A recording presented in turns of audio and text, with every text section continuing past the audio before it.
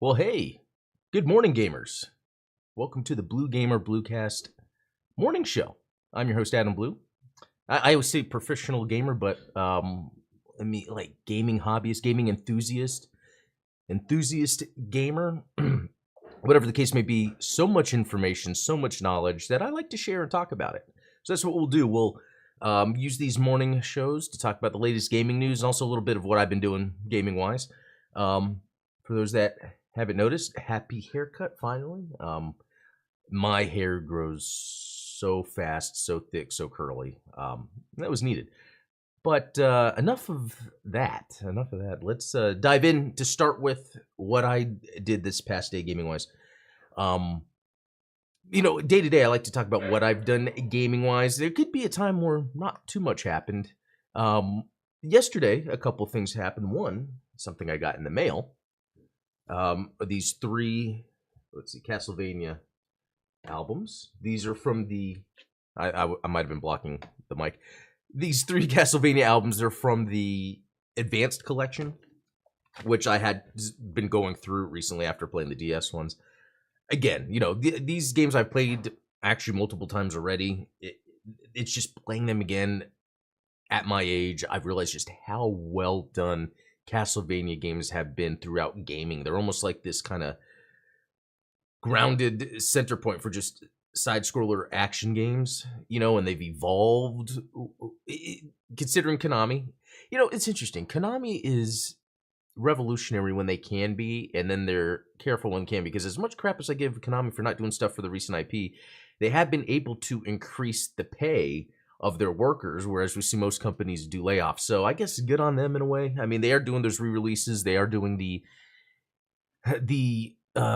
partnerships with the indie games, like having Castlevania or Contra and other things. So maybe Konami is all right. But anyway, again, this is through limited run games. These three albums, they were on pre-order last year, and I remember seeing them. I think, I'll pick them up eventually. But then the pre-order sold out, and then I was like, man, this might be hard to get. And I saw that was the case with the Symphony of the Night vinyl I got. It was pre-order. Hold on. Sorry, morning sneezy. But the Symphony of the Night album was on pre-order, and then I grabbed it, and then it sold out. So I'm glad. So what happened was a Materia store, Materia. I just happened to do a search for the vinyl, and I guess the pre-orders from limited run games got released. Materia store was the first to get it. And then I swooped them up immediately. But love Castlevania music. It's just crazy how good it is.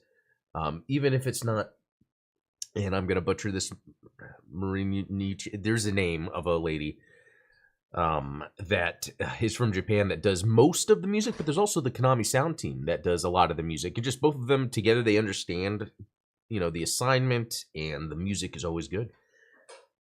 That's that. And then the other thing I did was, I was playing more Dragon's Dogma 2. I had talked about that I had accidentally sort of mainlined to the last boss.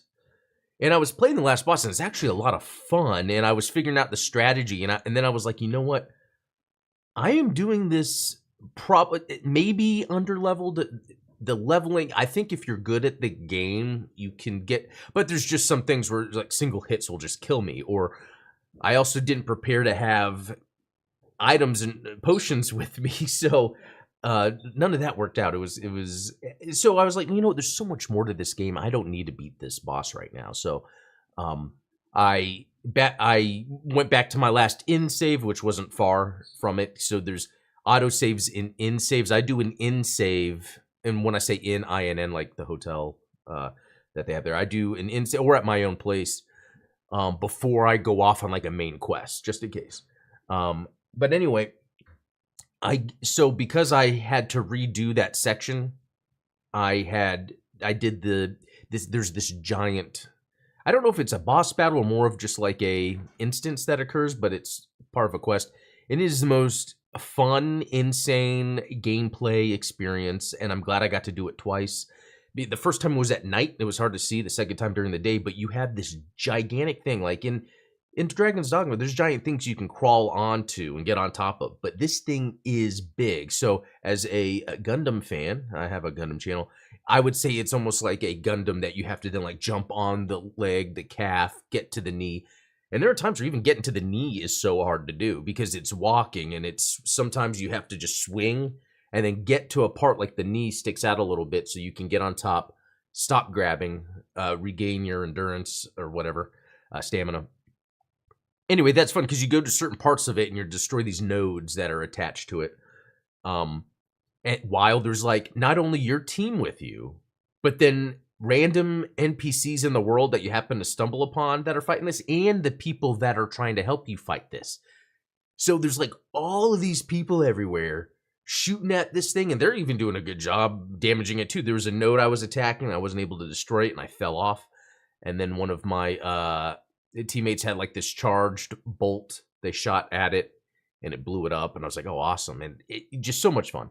And so next up, I am going to, again, this is when I could go to the last boss, but instead I am going to search everywhere in that town. In fact, when I decided to restart from the inn, I was walking through this way I don't normally do, and there was just some NPCs, and one NPC stopped me and like, hey, and then they gave me a quest. And I'm like, man, this is the stuff I like about Dragon's Dogma.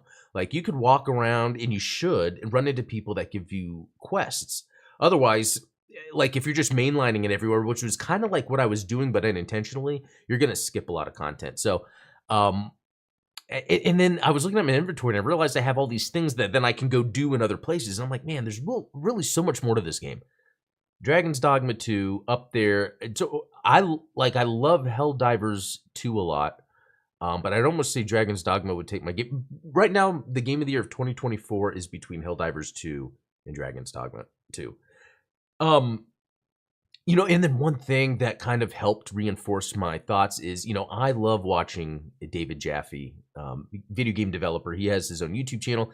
He reminds me of that friend or uncle that's a little more edgier, even though they're like super cool, super nice. Like he'll say things online I would never say. But he's just funny. I would consider him a comedian in terms of like the things he says moment to moment and but he's super nice to everyone and you know he's just joking. But it's like unless you are a comedian, people will then take kind of those jokes too seriously and think that you're just a bad person. And he gets that crap a lot. It's kind of annoying. But anyway, he was talking about how like he feels like Elden Ring is the greatest game of all time. And there's like word like, yeah, I feel that too. And then he's like, and I'm getting that feeling from Dragon's Dogma. And I'm like, yeah, they are very similar. But they're very different too. But they're similar in that sort of emergent, non-hand-holdy way where something's just going to happen in the world that you're not prepared for, you don't have experience for, and you have to figure it out. And a lot of times the game is made where you do figure it out because you have the tools, but every time it can be different. Like I was explaining with Dragon's Dogma, I had restarted a section where I was doing some things again, and it was completely different. I was fighting the giant during the day. I ran into a new guy that gave me a quest that's going to be in that area that I didn't run into before, and I would have missed it. And it's like, man, there's so many things that change that make this like, as I'm going, it's like I don't know what to expect. Anyway, I'm just getting excited. Dragon's Dogma 2 is excellent. That's actually all I played yesterday. I didn't even play any of my retro game handhelds. It was like, you know, busy day of work. Getting the kids after school, doing some things with kids, wife, you know, walk dogs, whatever. Sometimes I don't get much gaming in, but luckily I got to spend some time with Dragon's Dogma 2, really good. And you know what? I think that's really it for, in terms of gaming, what I did yesterday was really just, yeah, I got my Castlevania records, which I'm very happy about. Have a record player right here that I use often. And then, yeah, I played some Dragon's Dogma 2. So I'll ask, any games you played the past day, throw them down in the comments. I'm curious. And I think that's a cool way also to kind of collect information from this period of time, because I could see myself, and I've already done it. I've already gone back to older channels or older videos on my channel when I talked about games, you know, a while back. To kind of see what I thought, see what experiences I had, what I could relive, what I could go back to. And seeing the comments are cool. And so it's like, yeah, if you leave a comment, like almost leave a comment, almost like a journal entry, or what was that thing called that was a craze in the 2000s? Oh, man.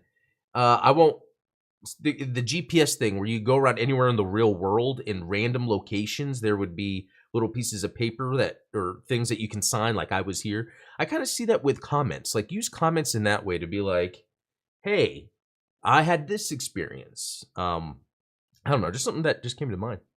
And we see Midnight Hatter, Steven, the other half of the Gundam Explained show. I'm always about a year behind, so I just started Hogwarts Legacy. Oh yeah, you're telling me about that. And it's interesting. I'm not a Harry Potter fan at all. I didn't plan to play that game at all. But I keep hearing that it is good, that people like it. So there must be something going on there. I'll have to check it out.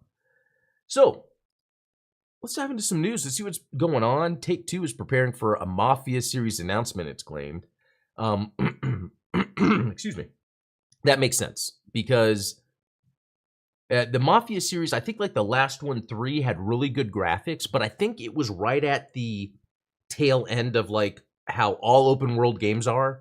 And now we're seeing companies do it a little differently. You know, since Breath of the Wild, any game started development, I guess, during or after Breath of the Wild has probably reflected this. You know, I think Elden Ring, those developers already knew to go in the direction that Breath of the Wild was going in, where it's not like they're trying to make... It's taking a series and doing what they already did, but within an open world context. And so with Mafia, the thing that it needs to do is it needs to move away from the old open world tropes, you know, and kind of move into, again, the more emergent gameplay aspects. I think that it could certainly be done. Because... Or the other take on this with the Mafia series is they could maybe go the Hitman route, make it where it's little missions, or like Sniper Elite, where there's little missions and the emergent gameplay happens within. I don't know. Interested to see what they actually do with that. Let's see. Some layoffs from what looks like some mobile apps. It Takes Two studio Hazelight says it will announce new stuff later this year. Okay, yeah, they've been known for some pretty interesting games. I think they already announce one at the Game Awards. I think so. Let's see. An upcoming Metaphor Refantazio stream will show 30 minutes of gameplay footage. Yeah, that's such a crazy name. The game could be interesting. This is something that's like super anime stuff. Yeah, previous contributors to the Megami Tensei franchise. So, yeah, this is going to be super Japanese. Okay, PS5 Pro specs leak video taken down by Sony. Interesting. I read something yesterday about some leaks. Let's see. Sony has filed a copyright strike against the PS5 Pro video leak for Moore's Law is dead. The video has been removed from YouTube. Wow. So they're saying that it will be identical.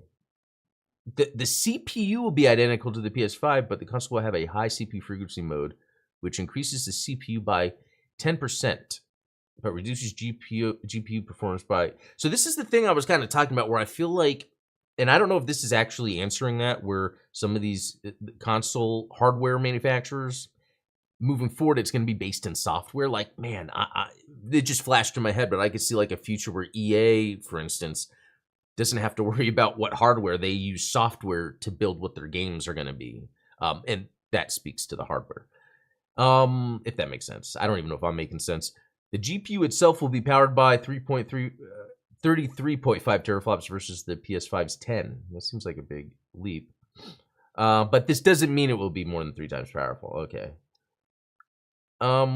You know, what's very interesting about the leaks that are coming out and the discussion around a PS5 Pro and the next Xbox Series X Pro or whatever they're calling it is, again, like they're going about the hardware differently. I think things have definitely changed and there's a way to make things run a certain way. I don't have enough information, but I'm really curious to see what comes out of all this. Okay. Some UK news, not to follow. Okay, here's weird. I was talking about this Fallout show that I started it, and it seemed really awesome, just like super graphic. Sometimes it would just linger on violence for a while. I then went back to finish watching because it's over an hour. Like the first episode's over an hour, and I'm watching it, and then I'm like, okay, how much more time do I have? I checked, it was like 10 minutes, and I'm like, you know what? I'm bored of this, and I just stopped watching it. It looked great, and the beginning is cool. And then it just seemed to drag where it's showing me things that I'm familiar with. So it's not like, wow, interesting. What's going to, and so this is probably a personal problem. It could be that most people enjoy this stuff. Or it's like the Last of Us TV show. I start watching it and I'm like, well, I gotta know it's based off a game I don't really care about. And I like zombies, but I don't care about the context in which the zombies are in this show. And again, it reminds me how there's so many newer generations of people that haven't experienced things before. You know, just considering how many people play games now that when I first started playing games, people didn't. That was for kids. And so you can see where things change. So people have different levels of experience. It's like that for everything in life. Anyway, I'll try finishing that first episode and watching the next one. But to be honest, it's like if you're a hardcore Fallout fan, this is probably awesome. Otherwise, it's nothing new. Let's see. Ninja Kiwi acquires Legion TD2 developer auto attacking. Okay, I thought there was going to go somewhere else because this screenshot looks cool. Ooh, started as a Warcraft 3 mod. Interesting. Okay, well, not too much there. Teleportation platformer Telebit announced for PS5, Xbox Series X, Switch, PC. Let's look at that real quick. Telebit. Okay, I'm liking the graphics and the style. Let's see. The year is 3023. Okay, key features. Oh, a bunny. That looks cool. A fast-paced platformer utilizing teleportation. A game that is easy to learn but hard to master, requiring lots of effort and determination. 8 different underground areas presented in charming pixel art. Complete time trial in the speedrun mode. Okay. I do like the art style here. And I like this question. Does the exit really exist? Okay. Pretty neat. There's that. And it's called Telebit. Okay. Keanu Reeves to voice Shadow in Sonic the Hedgehog 3 movie. That was some pretty neat news because originally the rumor was it was to be Hayden Christensen, which I thought was pretty cool too. And here's the thing, like, I actually don't care who's voicing Shadow. Like, you know, I am happy the first Sonic movie was successful, and I'm happy that it didn't do anything offensive to the Sonic formula. And the second one, I think, did a good job of almost like doubling down on 2 fronts. Let's give something to people that don't care about Sonic, but then let's give Sonic fans the things they want. Because that latter half of that Sonic 2 movie, especially when he went to go fight Robotnik and Knuckles, was like a Sonic game. Like how he's running through the zones and everything. What's neat about this third one is the fact that they get a high-profile actor like Keanu Reeves, because I think that kind of helps give it more clout. You know, Shadow showed up around Sonic Adventure 2 or 1. And then, like, I guess what happened was after the Sonic Adventure games, like, that's that time where Sega kind of changed a bit.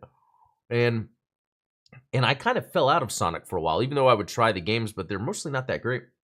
So I don't really have any attachment to Shadow. But I just like that they got Keanu Reeves. That kind of, again, gives it some clout, some credibility. And I hope, you know, as they make these games, or as they make these movies and they make money, like how much then they can worry less about making it for everyone and being able to focus on what are some core things from Sonic people like, you know, how much are they going to make it where it feels like you're going through a level, you know, and they have the Knuckles show that's coming out this summer, which I'd love to check out and hope. What's really cool about the Sonic movies, and I like an idea of a show better, especially if it's like quick little episodes, is that it's lighthearted, it's funny, but it's cool that it's like Sonic, and then you get Jim Carrey. You know, it's cool stuff. I'm excited. Just because I think this is the right this tells me like they're serious about Sonic. I hope this means Sega will make a good Sonic game, because gosh, that Superstars was so disappointing, especially no one's talking about it because Mario Wonder came out right after it. A week. It was in the same week. All right, GameStop is offering buy 2, get 1 free on all pre-owned games. That is a good deal. Let's see. They have a link to it. So buy two, get one free, I think works best for Switch because Switch games are always full price and they're never on sale. And even here, like Princess Peach, $54.99. Man, would I buy that? Like, it's like I want to play that game, but and then even Rise of the Ronin, like I want to play that, but $64.99, I don't know. Interesting. I might have to look through here and see if there's any other games that I don't have. It's just, when do I buy physical games anymore? I don't. I feel like the Switch is probably the console you want to get the physical games on. And I'm just saying that because, like, if you want to get them now, they're cheaper. And I think if you hold on to Nintendo physical games, there's going to be worth more. I'm just seeing that even now. It's like Nintendo complete physical games are worth something. Anyway, I might come back and look through this to see what are some games I haven't picked up yet that I need. I don't know. We'll see. We'll see. Midnight Hatter, I love what they did with the Sonic movie and end credits, making it look like the game. Yeah, that was cool. That I liked what they did on the end credits. It totally reminded me of when I was a kid and they would have a movie come out and then like a music or like song to go with it and to hype you up. Yeah, that's really cool. That's really cool, and it's already passed by. I was just getting these nostalgia vibes of like of all that because my kids are growing up. Okay, I'm making this something else. Okay, let's move back to some more news. X Defiant server test session is targeting Roman Nintendo. So X Defiant, this is that Ubisoft game that's supposed to be, you know, a competitive FPS.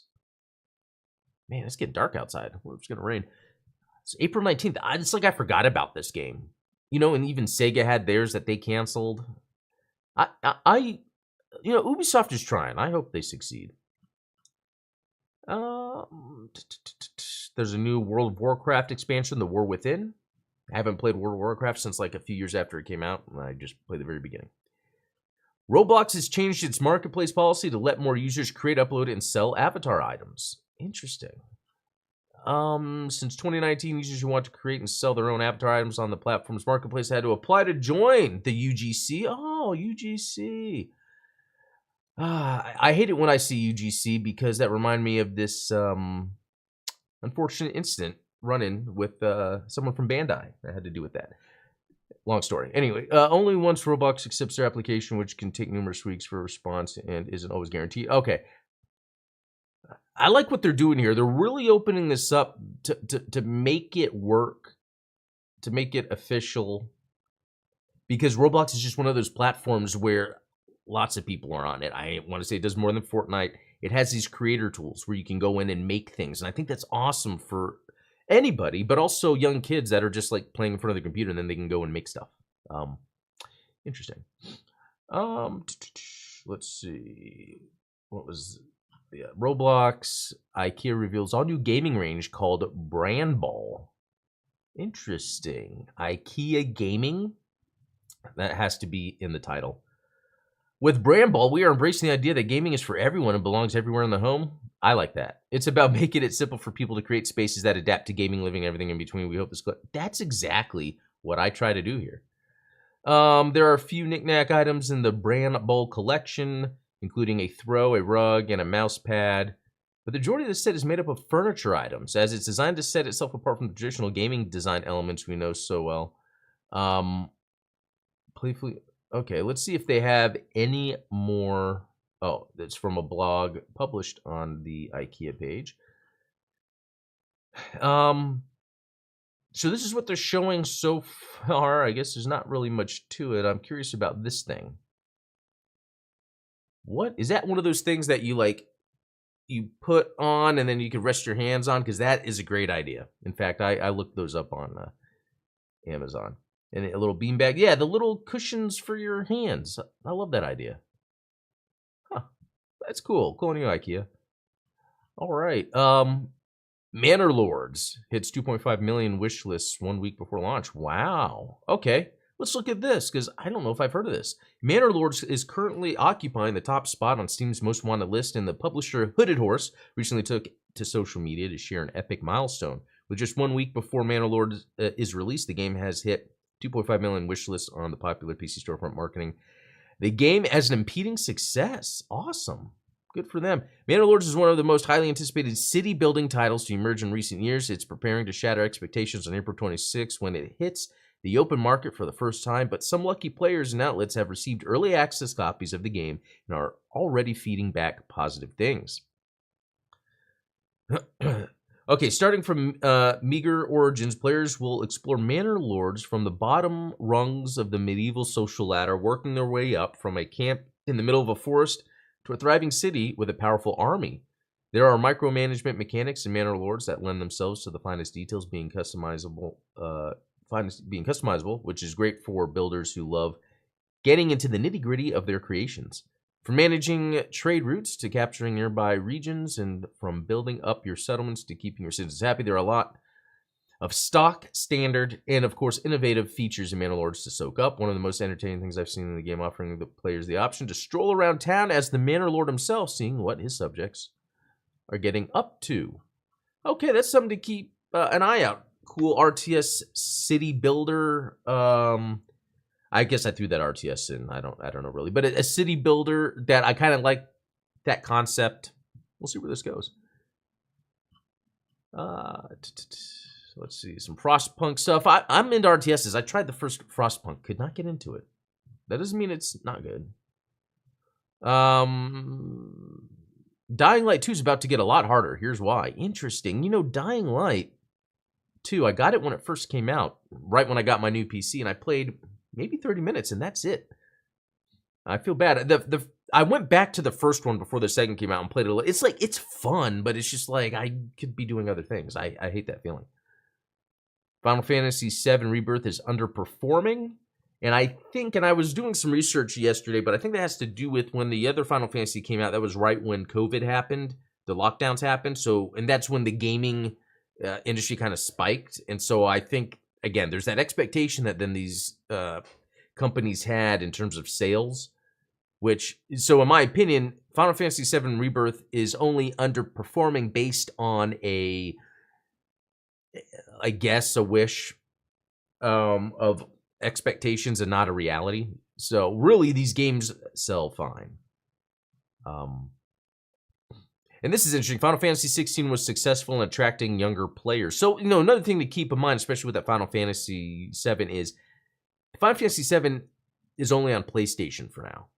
And so, or they're going to be put on the other platforms, but that's kind of holding back sales in general. And that's like another indicator to be like, well, it will sell fine. We're still using the old ways of marketing and selling games.